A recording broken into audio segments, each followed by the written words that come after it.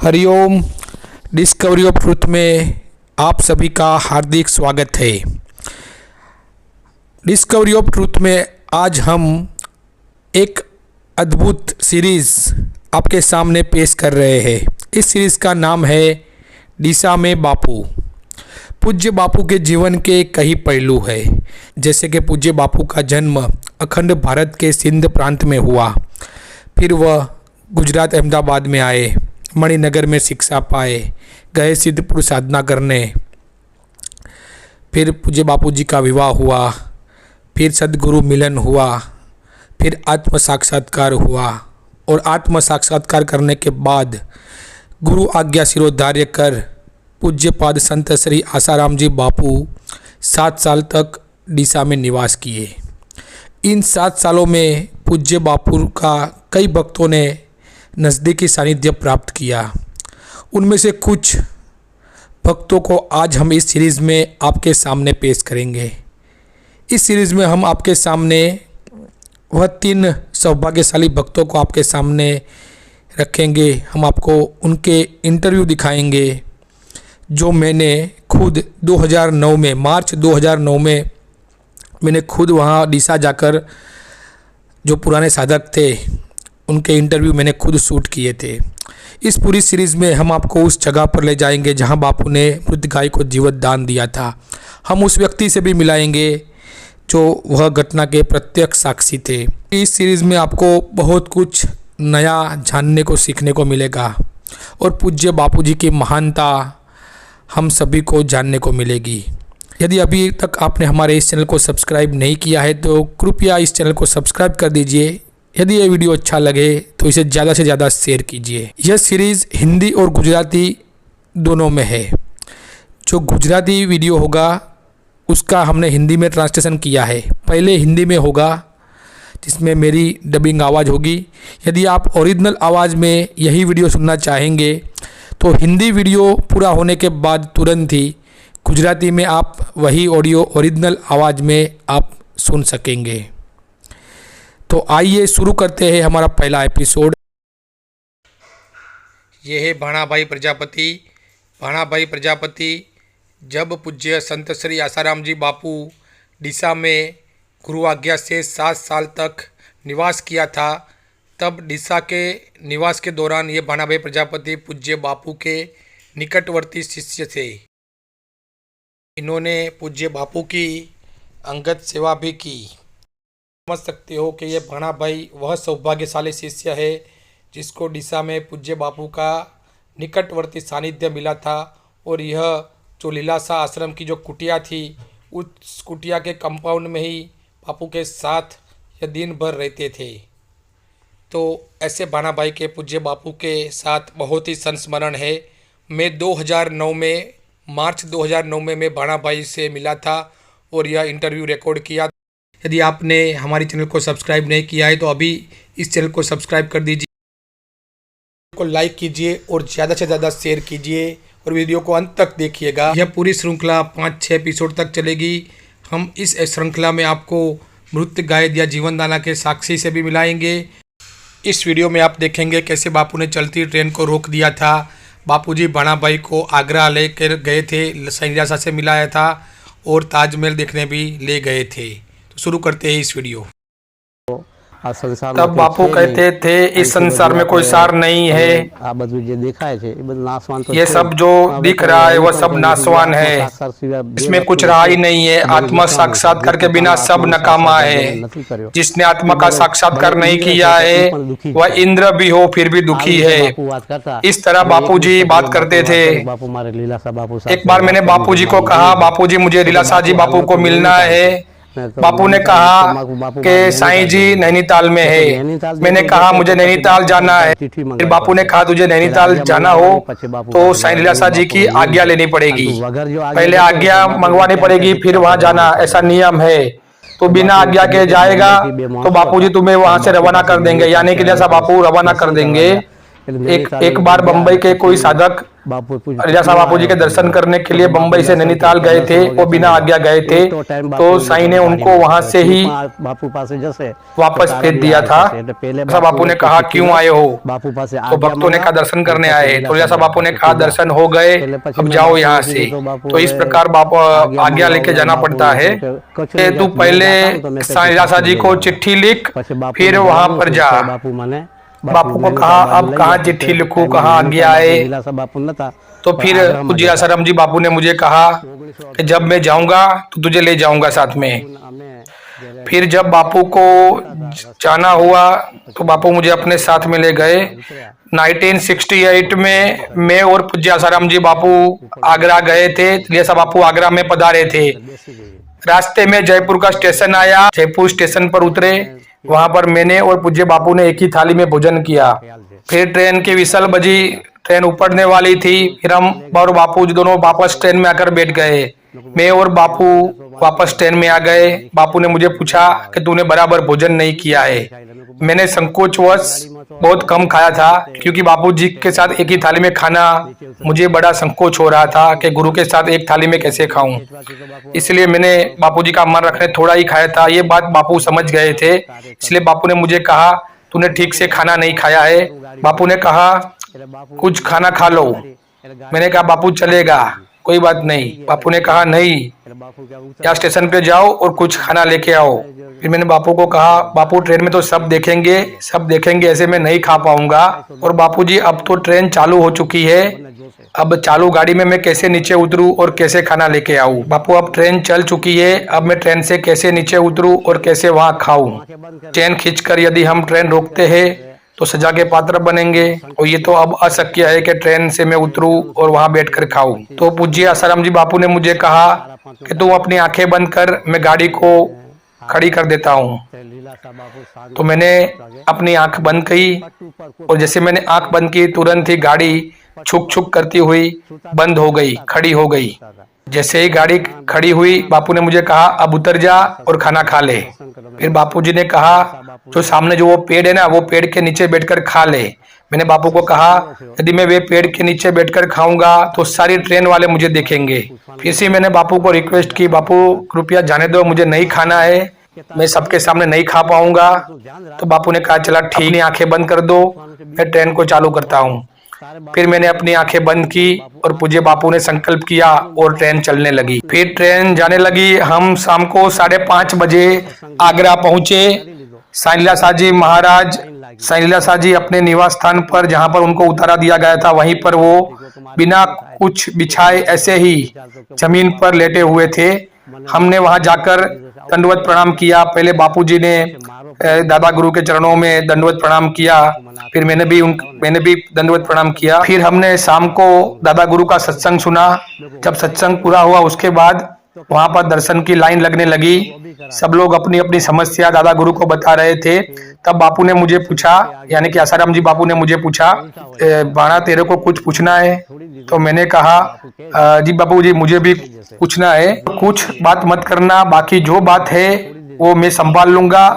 तुम दादा गुरु से सिर्फ आत्मा का दर्शन करना है, इतना ही मांगना। फिर लीलाशाह बापू की लाइन में कई लोग थे। कोई कहते हैं मेरा सर दुख रहा है, कोई कह रहे हैं मेरी पत्नी नहीं मान रही है, तो कुछ किसी ने कहा कि मेरा धंधा नहीं चल रहा है, किसी ने कहा मैं बीमार हूँ, डॉक्टर ने मुझे जवाब दे दिया है। और इस प्रकार से सभी के प्रश्न चले। फिर जब मेरा नंबर आया तो दादा गुरु ने, साईं लीलाशाह जी ने मुझे पूछा बोल तेरा प्रश्न क्या है? मैंने कहा दादा गुरु मुझे आत्मा के दर्शन करने हैं, मुझे आत्मा का दर्शन करना है। फिर साईं ने कहा तू आत्मा का दर्शन करेगा? मैंने कहा हाँ बिल्कुल करूंगा। तो साईं जी खुश हो गए। दादा गुरु ने कहा हो जाएगा हो जाएगा। मैंने जिद करते हुए कहा बापू अब भी करा दो, अब भी करा दो। तो दादा गुरु ने बोला हो जाएगा हो जाएगा। तो मुझे मालूम नहीं था, इसलिए मैंने थोड़ी जिद की, बापू करा दो ना। तो जैसा बापू जी ने कहा देख संतों के आगे जिद मत करना, जिद नहीं करते तेरे को हो जाएगा, संतों के आगे जिद करेंगे तो उल्टा भी हो सकता है। फिर मैंने सोचा चलो कोई बात नहीं, भाई संतों ने बोला है तो जरूर हो जाएगा। मैं आगरा में आया था तो मैंने पूज्य बापू जी को कहा, यानी कि आसाराम जी बापू को कहा कि बापू मुझे आगरा का ताजमहल देखना है। उस समय मेरी एज बहुत कम थी, मैं 20 साल का ही था, तो मुझे पता नहीं था कि संतों के पास कैसे बात करते हैं। फिर बापूजी ने मुझे कहा कोई बात नहीं, हम कल आगरा का ताजमहल देखने जाएंगे। संत ल्यासा बापू सत्संग के बाद ऐसे घूमने गए, फिर रात को 10 बजे वापस आए। मैं उनकी कुटिया के पास बैठा हुआ था। जैसे ही साईं ने दरवाजा खोला, ऐसे में साईं ल्यासा बापू जी के पास गया और कहा कि साईं जी, सत्व गुणी रोटी किसे कहते हैं। फिर साईं ल्यासा जी ने मुझे कहा बैठ जा। मैं वहां बैठ गया। फिर कहा देख, सत्व गुणी रोटी इसे कहते हैं जैसे कि चावल है, खिचड़ी है, सब्जी है, छाछ है, उसे सत्व गुणी रोटी बोलते हैं। और भूख होए उससे 2 ग्रास कम खाना, इसे सत्व गुणी रोटी कहा जाता है। समझ रहा है ना। मैं सोच रहा था जब मैं दादा गुरु से मिलूंगा तो ये सारे प्रश्न पूछूंगा, इसलिए मैंने एक पूरी लंबी प्रश्नों की लिस्ट बनाई हुई थी। फिर दादा गुरु ने कहा अभी रहने दे, मेरे को अभी काम करना है, बाद में पूछ लेना। मैंने कहा ठीक है। फिर साईं ल्यासा जी अपनी कुटिया में चले गए। फिर दूसरे दिन मैं आगरा की बाजार में घूमने गया। बाजार में से 12 रुपये की एक मूर्ति लेकर आया। वह मूर्ति मैंने पूज्य आसाराम जी बापू को दिखाई। मैंने बापू को कहा बापू, मैंने 12 रुपये में ये मूर्ति खरीदी है। तो बापू ने कहा अरे तूने 12 रुपये में ऐसी मूर्ति खरीदी। पूज्य बापू ने कहा ये 12 रुपये की है ही नहीं, तूने ज्यादा कीमत दे दी है। तब मैंने कहा बापू नहीं, मेरे पास बिल है। तो बापू ने कहा अरे बिल तो झूठे देते हैं ये लोग, तेरे से ठगी हो गई है, ये मूर्ति 5 रुपये की भी नहीं है। चल चल, मैं अभी मूर्ति वाले की खबर लेता हूँ उस साले की। 5 रुपये की मूर्ति नहीं है और 12 रुपये ले लिए। मैंने कहा बापू ठीक है बापू, जाने दो, कोई बात नहीं। ल्यासा बापू जी का सत्संग हुआ और सत्संग सुनने के बाद लगभग 4:30 बजे फिर मैंने बापू जी को कहा बापू जी, अब आगरा का ताजमहल देखने जाना है। उस समय वीरभान सागर ल्यासा बापू जी के शिष्य उनके साथ रहते थे। वीरभान जी ने मुझे बताया कि देख, तेरे को आगरा का ताजमहल देखने जाना है तो ल्यासा बापू जी की आज्ञा लेकर जाना, वरना ल्यासा बापू जी तेरी ऐसी छंड काटेंगे, यानी कि तुझे ऐसा डांटेंगे तू याद कर जाएगा। एक बार जयपुर में दादा गुरु के पास एक शिष्य आया था, वो बिना आज्ञा के ही बाजार में घूमने चला गया। तो फिर जब वापस आया तो दादा गुरु ने उसको ऐसी डांट लगाई। दादा गुरु ने कहा कहाँ गया था, तो उसने कहा घूमने गया था। दादा गुरु ने कहा तू मेरे पास आया था या घूमने आया था, क्यों घूमने गया? मेरे पास आना है तो घूमने नहीं जाना, यदि जाना है तो पूछ कर जाना, बिना पूछे नहीं जाना। इसलिए मुझे कहा गया कि तुम भी यदि आगरा का ताजमहल देखने जाओ तो आज्ञा लेके जाओ, बिना आज्ञा के मत जाना। फिर मैंने लीलासा बापू जी को कहा कि साईं जी आपकी आज्ञा हो तो मैं आगरा का ताजमहल देखना चाहता हूँ। तब लीलासा बापू जी ने कहा वो कोई ताजमहल नहीं है, वो राजा का महल था पहले का, मगर ये मुसलमान लोगों ने इसको ताजमहल बना दिया, अपने राजा का महल ऐसा करके अपना नाम जोड़ दिया। कोई बात नहीं, रोटी पानी खा के जाना, देख के आना। फिर मैंने पूज्य आसाराम जी बापू को कहा बापू मुझे ल्यासा जी ने आज्ञा दी है तो हम जाएंगे आगरा का ताजमहल देखने। फिर हम आगरा का ताजमहल देखने गए, सब वहां आसपास देखा। बापूजी वहीं ताजमहल के बाहर एक बेंच पर बैठ गए। बापूजी ने कहा मैं नहीं आऊंगा, तुम अंदर जाके देख कर आओ। फिर मैं अंदर घूम के आया, तब एक फोटोग्राफर वहां से आया और फोटोग्राफर ने कहा महाराज जी हमें आपका ताजमहल के साथ फोटो लेना है। तो बापू ने कहा नहीं, मेरा फोटो मत लेना, फोटो लेना है तो इसके साथ ले ले। मेरा फोटो लेगा तो फिर किसी के साथ तू चीटिंग कर सकता है, क्योंकि तू लोगों को बताएगा कि आसाराम बापू जैसे संत भी यहाँ पर आए हुए थे। फिर मैंने पूज्य बापू को कहा बापू अब मुझे यहाँ मजा नहीं आ रहा है, मुझे तो डीसा वापस जाना है। बापू जी ने मुझे समझाया लेकिन मैं नहीं माना। मैंने कहा नहीं बापू अब मेरा मन यहाँ नहीं लग रहा है, मुझे जाना है। तो बापू जी ने कहा कोई बात नहीं, तुझे जाना है तो मैं तेरे को बस स्टेशन छोड़ने आता हूँ। फिर बापू ने मुझे कहा तू यहाँ तक आया है तो मथुरा और वृंदावन की यात्रा करके जा। फिर मैंने बापू जी को कहा हाँ जी बापू जी, वृंदावन मथुरा होके जाऊँगा। फिर बापूजी मुझे बस स्टेशन पर छोड़ने आए, तब बापूजी ने एक पैसेंजर को कहा आप कहाँ जा रहे हो? तो पैसेंजर ने कहा मथुरा जा रहे हैं। तो बापूजी ने कहा देख ये भाई समझता थोड़ा कम है, इसको मथुरा में ले जाना और उसको मथुरा के किसी गेस्ट हाउस में कमरा ले। फिर बापूजी ने मुझे मथुरा की टिकट निकलवा कर मुझे मथुरा की बस में बिठा दिया। फिर जिस भाई को बापूजी ने भलामण की थी वो भाई मुझे वहाँ पर गेस्ट हाउस में भी ले गए। फिर मैं मथुरा पहुंचा। और रात को मथुरा ठहरा, दर्शन किया, यमुना नदी में मैंने स्नान किया। और दूसरे दिन मैं वृंदावन गया। वृंदावन में भी दशा बापू की एक जगह थी, मैं वहाँ गया। मैंने वृंदावन में दर्शन किए भगवान के, और वहाँ तो एक दिन घूमा। फिर दूसरे दिन मैं वहाँ से वापस दिशा के लिए निकल गया।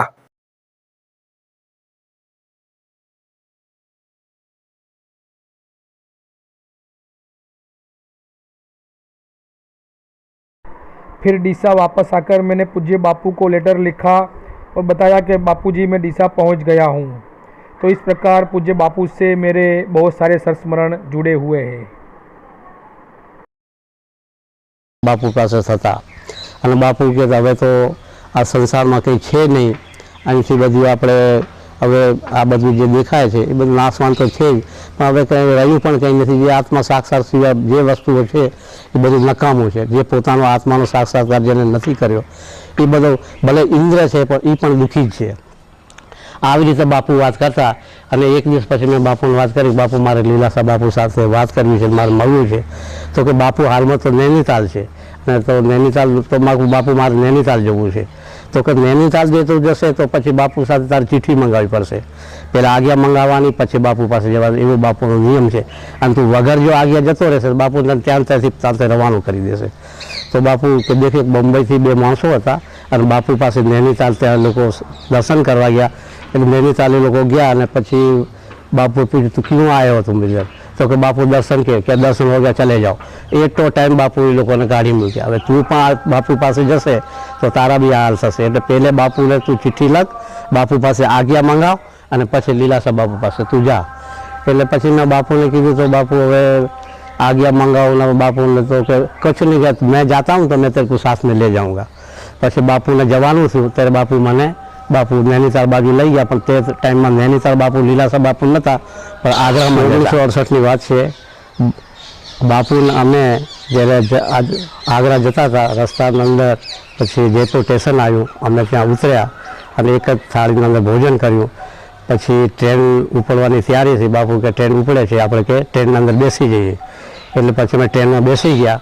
એટલે બાપુ મને કીધું કે તે બરાબર ભોજન નહીં કર્યું કારણ કે તું ભૂખો છે, મને ખ્યાલ છે।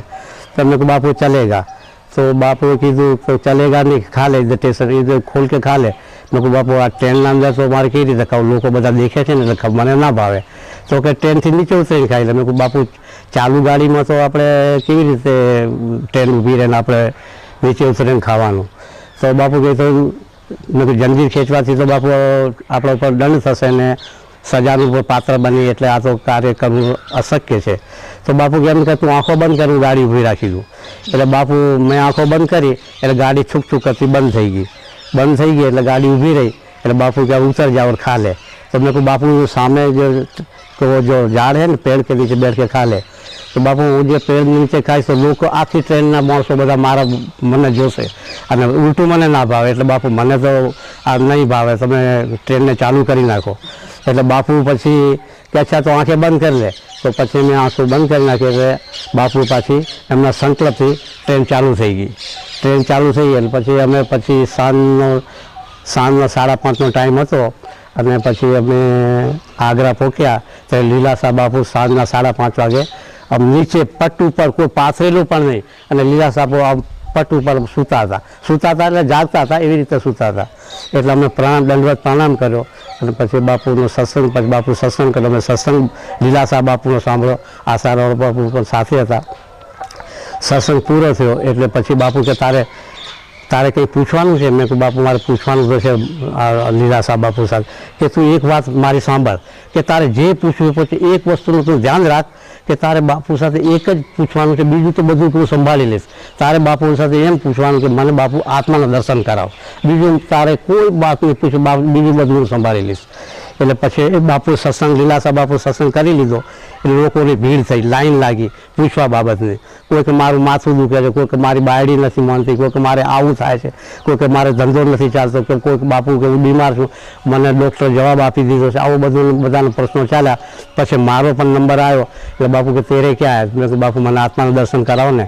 तो तू आत्मा का दर्शन करेगा? मैं को हाँ बापू करूँगा। तो क्या हो जाएगा? मेरे को हो जाएगा नहीं बापू, अभी करा दो।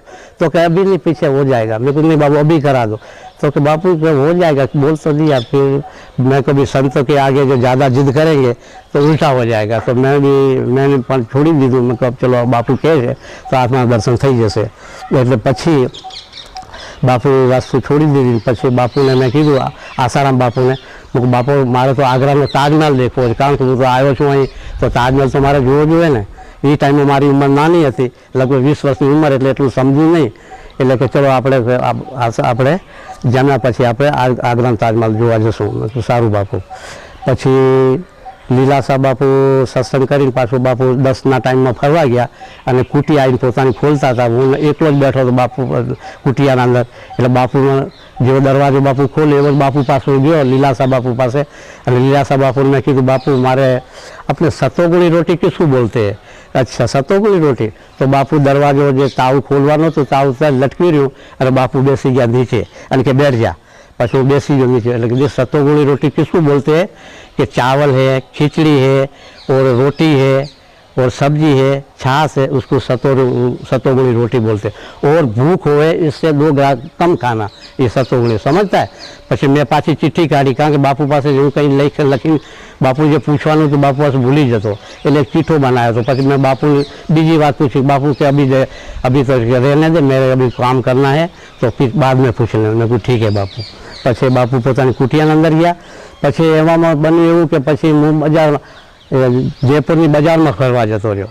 જયપુરની બજારમાં ફરતો ફરતો એક મૂર્તિઓ બનતી, નાની નાની મૂર્તિ મળતી હતી. ત્યાં મૂર્તિ પછી એક નાની શંકર ભગવાનની મૂર્તિ વેચાતી લીધી 12 રૂપિયાની. 12 રૂપિયાની મૂર્તિ લઈને આવ્યો આશ્રમમાં. પછી मैं आसाराम बापू ने बताई, मैं को ये 12 रुपये में मैंने मूर्ति ली है. कि 12 रुपये इसके मूर्ति के दिए तूने? ये तो 12 रुपये की है नहीं. मेरे को बापू बिल दिया है. अरे बिल तो झूठे देते, क्यों नहीं से तो ठगा क्षेत्र की 5 रुपये की भी नहीं है. तो कि चल उसको मैं वो मूर्ति वाला की अभी खबर लेता हूँ साले की, ये 5 रुपये की मूर्ति नहीं, 12 रुपये तेरे से ले लिए. तो मेरे को बापू मैं तो समझता ले ले. अच्छा ठहर इसको करते सीधा इसको भी. फिर रोटीનો ટાઈમ થયો એટલે બાપુ પછી મેં કહ્યું બાપુ મૂર્તિ અભી તું અમે ચાલતા હું સાથ મેં. પછી એ વાત અમે ભૂલી ગયા, મૂર્તિ રહી ગઈ. અને પછી બાપુ સાથે સત્સંગ થયો લીલાસા બાપુનો સત્સંગ થયો. પછી લગભગ 4:30નો ટાઈમ થયો હતો. એટલે પછી મેં બાપુને કીધું બાપુ હવે આગ્રાનો તાજમહેલ જોવા જવો છે. તો એ ટાઈમમાં વીરભાન સાગર લીલાસા બાપુનો શિષ્ય એમના સાથે રહેતો હતો. એટલે મેં જ્યારે આગ્રાની તાજમહેલની વાત કરી એટલે કે દેખ ભાઈ તું આગ્રાનો તાજમહેલ જોવા જાય તો લીલાસા બાપુની આજ્ઞા લઈને પછી જજે, ન કે લીલાસા બાપુ એવી તને છંડગાડશે ને કે તું યાદ કરી જશે. કે એવી રીતે જયપુરના અંદર બાપુ પાસે એક શિષ્ય આવ્યો અને પછી બાપુને આજ્ઞા લીધા વગર બજારમાં ફરવા જતો રહ્યો. પાછો આવ્યો અને बापू के कहाँ गया था? तो बापू घूमने गया था. कि मेरे पास आया था कि घूमने आया था? क्यों घूमने आया गया था? मेरे पास आना तो घूमने नहीं जाना, और जाना तो पूछ के जाना, बिगर पूछे क्यों गया? बापू એને એવી છંડકારી તો એને એકીને બંને વસ્તુ થઈ ગઈ. એટલે આવું છે. એટલે બાપુને તું પૂછીને પછી જજે, આગ્રાનો તાજમહેલ જોવા એકલો ન જતો, પૂછ્યા વગર ન જતો. પછી મેં બાપુને કીધું મેં બાપુ મારે આગ્રાનો તાજમહેલ જોવો છે, તો આપની આજ્ઞા હોય તો હું आगरा ताजमहल જોવા जाऊँ. तो लीलासा बापू को वो आगरे का ताजमहल नहीं है, वो राजा का महल है पहले का, मगर ये मुसलमान लोगों ने आगरा का ताजमहल बना दिया है. अपना महल है, अपना राजा का महल है. फिर रोटी पानी खा के जाना, देख के आना. तो ठीक है. એટલે પછી આસારામ બાપુને મેં કીધું બાપુ મને આજ્ઞા આપી છે, આપણે આગ્રાનો તાજમહેલ આપણે જોઈ આવવાનું. એટલે પછી અમે આગ્રાનો તાજમહેલ જોવા ગયા. એટલે બધું ત્યાંનો સીન દેખ્યો. પછી બાપુ તું જોતા, હું તો કે નહીં આવું. તો હું અહીં બેઠો માકડા પર બેસો તો અંદર જઈને જોતો આવે. એટલે હું જોયા. પછી फोटोग्राफर वाला आया कि बापू तुम्हारा हमारे सीन लेना है. कि भाई सीन लेना तो इसका ले ले, मेरा सीन नहीं लेना. मेरा सीन लेगा तो तुम लोगों को ठगेगा, छेतरेगा. कि देखो आसाराम बापू जैसे भी संत के पोज हमारे पास है, ऐसे करके लोगों को छेतरेगा, इसलिए मेरा पोज नहीं लेना, इसका लेना तो ले ले. પછી બાપુને મેં કીધું બાપુ હવે મને આસારામ બાપુને કીધું મેં બાપુ હવે તો મારું દિલ ઉપડી ગયું છે, મારે તો હવે ડીસા જવું છે. તો કે ડીસા શું જવાનું, કે હવે અહીં જ રહી જાય ને, હજી તો પછી જજે ડીસા તારે જવું અત્યારે. તો મેં કીધું બાપુ મારે તો હવે મારું મન રોકાશે ને, હવે મારે ડીસા જવું છે. તો જવું છે તારે બસ સ્ટેન્ડ મૂકવા આવું. તો બાપુ બસ સ્ટેન્ડ મને મૂકવા આવ્યો. તો કે તું આવ્યો છે તો તું આગ્રાનો તાજમહેલ તો જોઈ લીધો, હવે તું મુંદ્રા બન જા અને મથુરા પણ જા, કારણ કે નજીક જ છે એટલે બંને એ પણ જોતો જાય. પછી તું ડીસા જતો રહેજે. મેં કહું સારું. પછી એક પેસેન્જર હતો ને કે ભાઈ તેરે ક્યાં જાના, કે બાપુ મારે તો મથુરા જવું છે. કે મથुरा जવું છે तो एक काम कर, ये थोड़ा समझता कम है तो इसको वो गेस्ट हाउस में इसको एक कमरा लेके देना. तो बापू जरूर લઈ આપીશ, જરૂર લઈ આપીશ. એટલે પછી અમે બાપુ મને બસ સ્ટેન્ડ લઈ ગયા. બસ સ્ટેન્ડમાંથી પછી મથુરાની મેં બસની ટિકિટ લીધી અને પછી હું મથુરા ગયો. પછી પેલો ભાઈને બાપુ જે ભલામણ કરી હતી એ મને લોજ ઉપર લઈ ગયો અને ત્યાં એક કમરો મને લઈ આપ્યો અને પછી હું ત્યાં રહ્યો રાત્રે પછી મથુરા રહીને પછી જે ગોદાવરી નદી છે ત્યાં પણ હું નાહ્યો ધોયો. પછી ત્યાંથી પછી બુંદરાબન ગયો. બુંદરાબનમાં લીલાસા બાપુનો આશ્રમ છે એ પણ ત્યાં જોયો અને ત્યાં જોઈને પાછો હું ડીસા આવી ગયો. અને ડીસાથી પછી મેં બાપુને ચીઠી લખી કે બાપુ ડીસા પહોંચી ગયો છું. એટલે આવી રીતે બાપુને મારી સાથે ઘટના ઘણી બધી છે.